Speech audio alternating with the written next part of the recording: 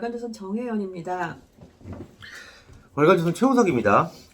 대다수의 국민들이 이제 코로나 백신을 접종을 하셨을 텐데요. 아스트라제네카, 화이자, 모더나 등 다양합니다.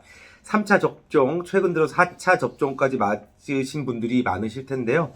여태 대한항공이 1억 분회 코로나 백신을 수송을 했다고 합니다. 사실 대한항공은 코로나로 인해 가장 직격탄을 입은 회사인데, 그럼에도 불구하고 이제 우리 백신을 맞게 해주면서 이렇게 많이 수송을 한 거죠. 그쵸? 네.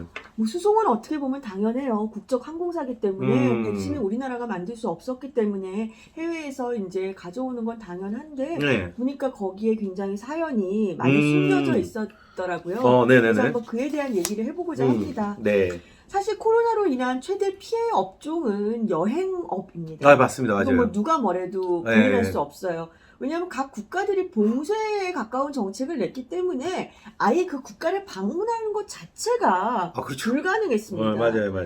그러니까 뭐 현지에 발이 묶인 교민도 있었고 또 이제 현지 주재원들 서둘러서 귀국했고 사실 이때 코로나 때문에 해외 유학생들 중에서 군대에 좀 빨리 입대한 케이스가 굉장히 많았어요.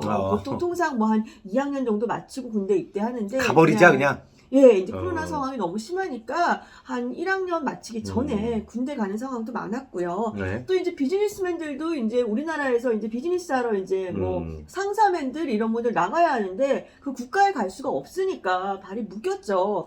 그러니까 결국 해외에 나가지 못하면 당연히 비행기를 안 타고 비행기를 안 타면은 항공사라는 곳에 매출이 없겠죠. 그렇죠. 맞아요. 그래서 이제 스튜어디스라고 하나요? 네. 그분들도 막 휴직도 오래 하고 그랬던 걸로 알고 있어요. 그분들 정도가 아니고요. 저도 이제 제대로 한번 집계를 해봤는데 당시 이제 2020년 4월 이제 벌써 또 좀 시간이 지났는데 당시 보도된 내용을 보면 거의 대한항공이 운항 노선을 90%를 이제 운유하거나 간편했고요. 때문에 대한항공의 145개의 여객기 중에서 100대가 멈춰 섰습니다. 그러니까 이제 그 인천공항 여객 터미널에는 정말 그 대한항공 상징이 그 약간 블루색이잖아요. 네. 그 스카이 블루 그 항공기들이 그냥 쭉 다 있는 100대가 이렇게 딱 서 있는 거 아니에요? 네, 그죠? 그거를 그냥 사진을 찍어서 보도가 많이 됐었더라고요. 자, 중국, 미국, 유럽 대부분 지역에서 입국을 거부하면서 이제 이렇게 된 건데요. 또 2020년 5월에는 북미 지역이죠. 최대 이제 도시인 워싱턴, 보스턴, 달라스, 시애틀, 라스베이거스, 밴쿠버 등 이제 북미 지역이 전부 다 노선을 중단했습니다. 네. 이렇게 되자 대한항공은 외국인 조종사 400명을 대상으로는 3개월 동안 아예 무급 휴가 를 실시했고요. 부사장 이상은 월 급여의 50%, 전무는 40%, 상무는 30%를 반납했습니다.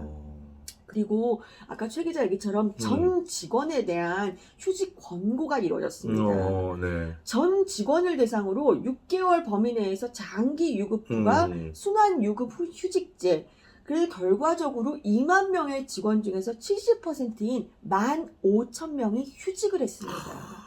그러니까 필요한 사람, 정말 필수 인력만 빼고는 다 쉰 셈입니다. 필수 인력이 있었다는 게 또 신기하긴 하네요. 그러니까 그만큼 심각했다는 얘기입니다. 사실 이렇게 해서 인건비 줄인 게 한 달에 한 300~400억 원 선. 그러니까 정말 막 큰 그 매출에 비하면 그건 아닌데 이렇게 해서라도 고사는 막아야 하기 때문에 정말 이렇게 했습니다. 당연히 주가도 바닥이었겠죠. 지금 현재 제가 상황을 확인해 보니까 대한항공 주가가 한 21,000원 정도더라고요.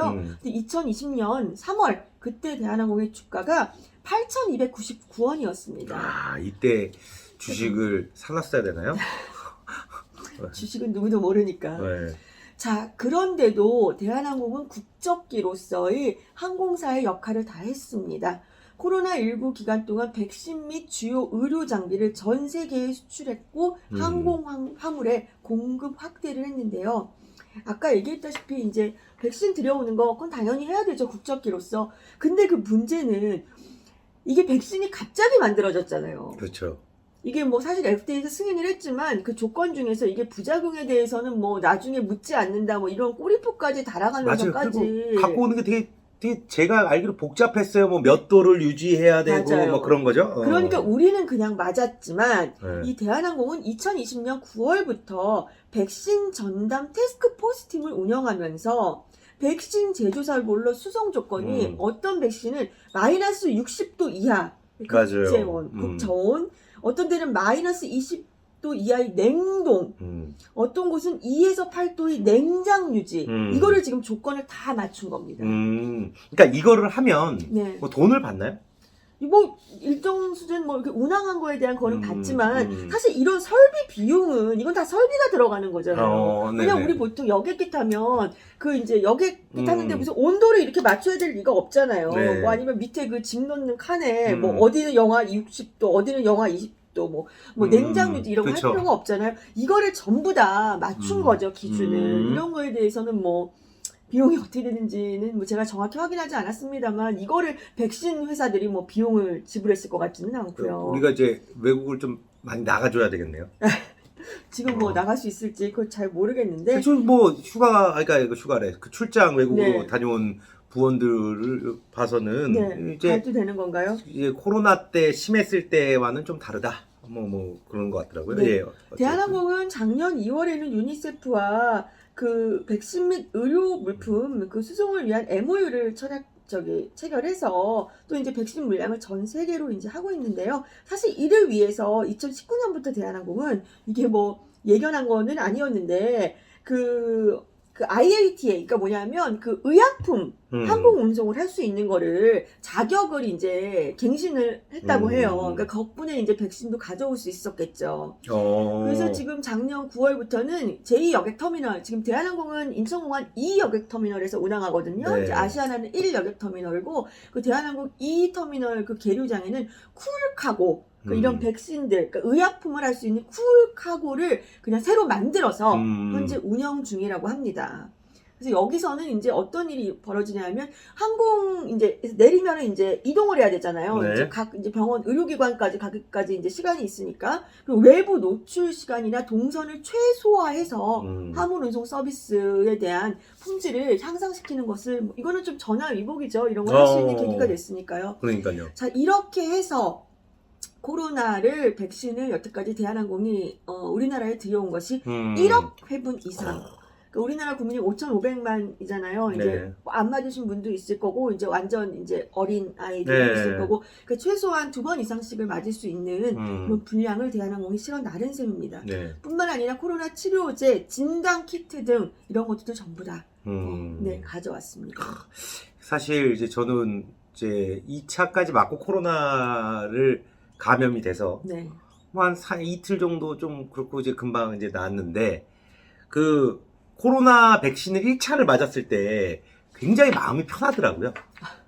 걸릴 줄도 몰랐었지만 네, 네, 네. 그렇잖아요. 네, 그렇죠. 그렇게 해준 거잖아요. 그렇죠. 어떻게 그때는 보면은. 백신을 서로 빨리 맞고 싶어 했고 그쵸. 아마 최 기자와 제 나이는 제일 늦게 맞은 제일 늦게, 나이기 맞아요, 때문에 맞아요. 정말 빨리 맞고 싶어 했죠. 맞아요. 왜냐면 백신 맞은 사람한테 혜택이 많았잖아요. 뭐 어디 돌아다닐 수도 있고 하고 뭐 백신 여부를 체크해야 되고 하여튼 그랬던 기억이 나네요. 네. 자, 대한항공은 이제 이렇게 코로나 백신도 실어 날렸지만 또 교민 수송에도 힘을 썼습니다. 물론 중국 우한에서 시작됐잖아요. 네, 우한 폐렴이라고 했잖아요. 네, 우한 네. 폐렴. 거기뿐만 아니라 이제 전세기, 임시편을 운항해서 이제 6,000명 이상의 교민들이 우리나라에 들어올 수 있도록, 이제 귀국할 수 있도록 지원을 했습니다. 물론 뭐 비행기 값을 받았겠죠. 공짜로 한 건 아니겠지만, 당시로서는 비행기 값을 지불하더라도 비행기 편을 빨리 이제 증편하든지 해서 하루 빨리 들어오는 게 굉장히, 정말 이슈고, 교민들이 불안했을 때, 이럴 때 이제, 임시편 운항하면서까지 교민들을 이제 우리나라로 귀국을 시킨 겁니다. 또 이제 그 많이 보도됐던 게 여객기가 많이 놀았잖아요. 네. 이제 그러다 보니까 이제 여객기 이제 의자 같은 거 있죠. 그런 걸 다 뜯어서 한번 이제 청소도 분해해서, 하고. 네, 그래가지고 이제 거기다 이제 화물 같은 거 다 이제 대신 이제 대체제로 이제 활용하도록 하는 거죠. 그래서 이제 B777 그다음에 B747 이렇게 대형 아주 큰 기종들 여기에는 이제 화물기로 이제 활용하기도 했습니다. 그래서 이제 대한항공이 이런 뭐 물류 수송 같은 걸로 인해서 뭐 세계적으로 많이 호평받아서 상도 받고 그랬더라고요.